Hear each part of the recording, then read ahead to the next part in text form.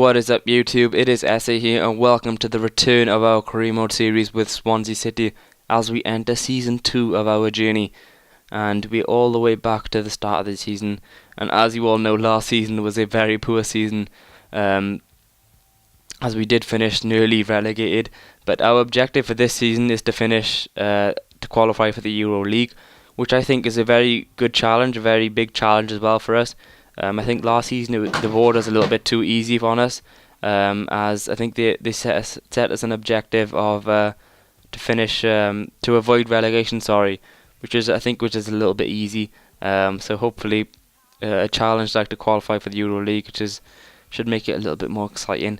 And I'm just going to show you now that I am going to change the formation for this season, from a 4-3-3 formation to a 4-3-2-1, and hopefully this 4-3-2-1 formation, as you can see, the defenders and midfield area is a little bit more spread out and closer together, which will hopefully stop the opposition getting into that area of play, and hopefully will stop me conceding goals. And just to let you know, guys, I have been working as well, playing a lot as well, playing more FIFA 13. So my game in FIFA 13 has been a lot better, and I have been playing a lot better as well. My defense again is a lot better.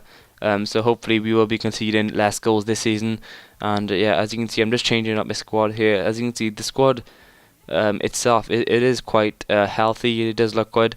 But the midfield area is what I want to change a little bit. And Leon Britton, who hasn't really been performing for me last season, 30 years of age as well. I am going to sell him because like I said, he's 30 years of age, so he doesn't really have many years left on him. And I thought, why not get a better, younger player as well, who is in the 7.5 million transfer budget as well.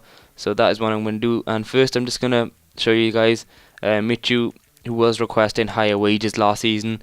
I'm just going to up that to 20,000, which the chief suggests, because Michu is a very important player for us, as you all know. Probably my best player in that midfield area. And the player I'm going to buy is from Athletic Bilbao. He's only, I think, 4.5 million, so he's well inside that transfer budget. As you all know, we don't have the biggest transfer budget, so we can't buy the likes of Gertzi. But Demacros, as you can see, his physical attributes are very good. He has very good stamina, acceleration, sprint speed. As you see in the physical attributes are very good. He doesn't have the best skill attributes, I must say, but I mean that's not a problem because the likes of Michu and Key can provide that in that area, while Demacros can provide the pace, which is what I need, because Michu and Key don't provide that at the moment.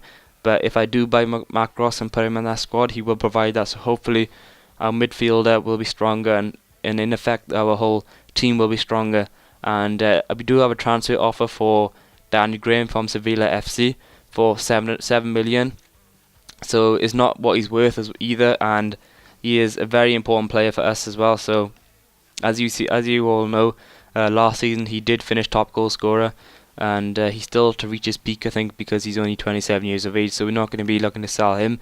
And our domestic cup objective is to reach the semi-final. As you all know, last season was very poor.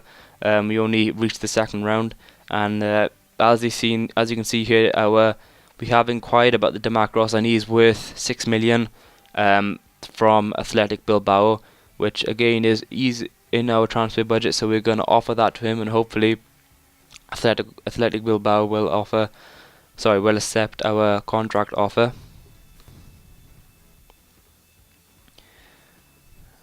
And as you can see, this Britain not very happy with being sold, but as you've seen, the very good news, Athletic Bilbao have accepted our offer for Demacros of 6 million, and we're going to offer him 30,000 in wage.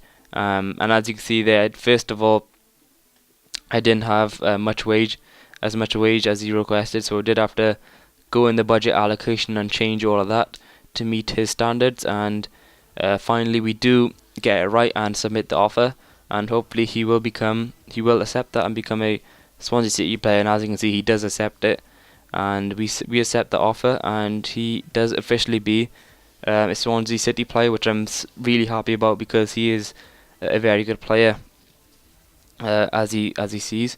We're just going to put him in the squad here and replace him for Britain, who hasn't been sold yet. But as you can see, the squad looks a lot more healthier, a lot more stronger as well, with Demacros in there, offering that pace in that midfield area which we were lacking before.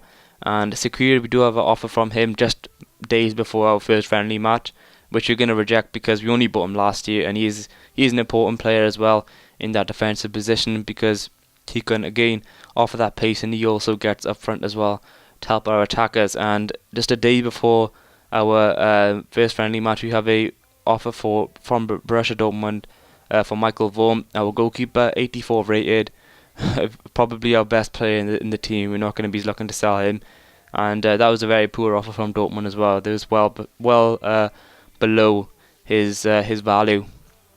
And as you can see, David Cornell as well is not very happy, because he hardly ever plays the game with Michael Vaughan being in goals. But I guess he'll get his chance one day in the Capital One Cup maybe.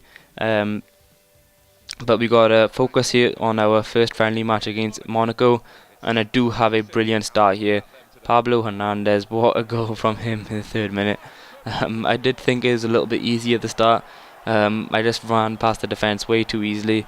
I think the Monaco defenders just went to sleep, and I think they were lacking pace, real pace in that defensive position, which gave me 1-0 lead. And as you can see, I was defending well as well, and Demacros did get involved in the action, as you can see, taking a brilliant shot, but the goalkeeper saved well. And I was really impressed with the Monaco goalkeeper in this match. He was doing very well, and look at that was one of the shots which just left my mouth wide open. I just don't know how that happened. They just left the striker from Monaco way too much space, and he finished that well.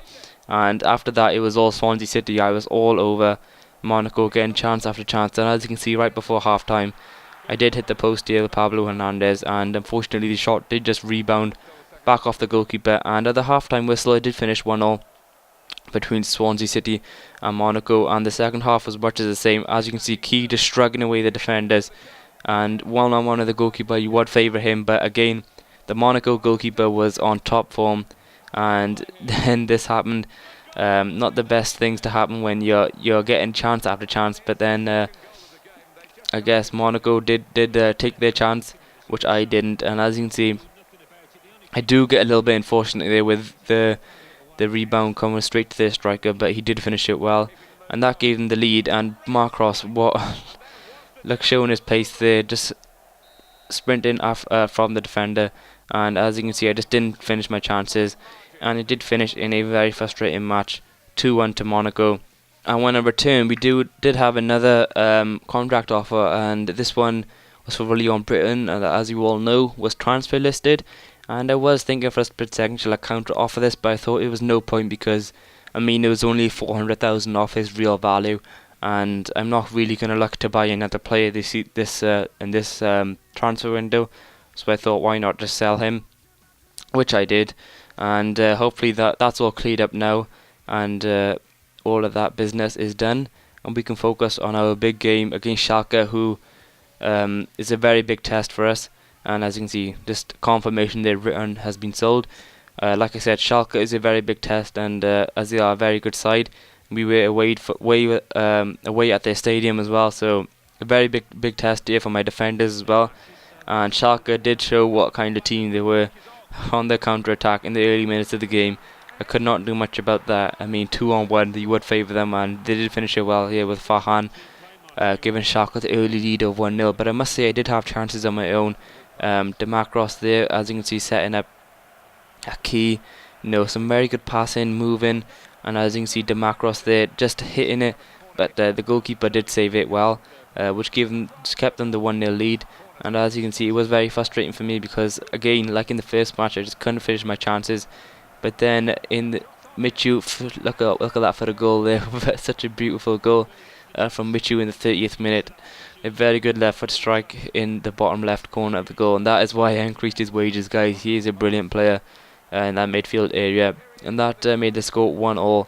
And as you can see, I was defending well, putting out the crosses when I needed to, but unfortunately it just wasn't enough, because in the air they were a lot better than me. And again, that is really where I need to fix. I mean, my defending has been good, but when it comes to like heading it away in the air, I'm very poor, which I have to kind of fix, I guess, before the Premier League starts. And that put me 2-1 down at the halftime whistle. and I was putting in crosses, doing all I could, putting in shots, but I just couldn't get near to that goal. I just couldn't finish off my chances, and as you can see, Schalke in the second half couldn't either. And they did have a brilliant chance here to extend their lead, but as you can see, very poor shot from their striker. And at the end of that match, it did finish 2-1 to Schalke. I did have most of the chances, most of the shots, but again, a frustrating match because I didn't finish my chances, but I still played well. So, like I said, it's only a friendly as well, so hopefully I can improve on that for this game against Atletico Madrid. And this again is a very big test because this would really test my defence with the players of Falcao, and they did take an early lead there in the 18th minute with Rodriguez giving them a 1-0 lead, and I did have chances on my own as well, but again I just couldn't take my chances, and the goalkeeper for their side did finish well. And as you can see, Falcao was absolutely outpacing my defence, and I just couldn't get near him, and he put in a brilliant cross there to Honda, who scored that header goal. And in the second half it was much of the same. Atletico Madrid were just outpacing me in that defensive position, and as you can see, I did have some chances on my own, but it's very frustrating for me because, as you all just seen, the pass was just offside, and it was a very frustrating second half for me. I just couldn't finish my chances. As you can see, I had a brilliant chance there to get one back, but I just couldn't get that finishing touch, that finishing goal. And like in the other two matches, in the other two friendlies, the match did finish as a loss. It did finish as a 2-0 loss. Again, a frustrating match for me because I did have chances of my own, but I guess I did at least deserve a draw there because the chances I had, I should have really finished them off. But I mean, they're only friendlies, and I guess that's what they're for, to improve before the season starts. And I'm just going to show you how our next 5 fixtures look, which I'm going to show you in the next episode. Blackpool, Arsenal, Manchester City, Chelsea and Aston Villa. So very big test there for us. And until then, I'll see you in the next episode.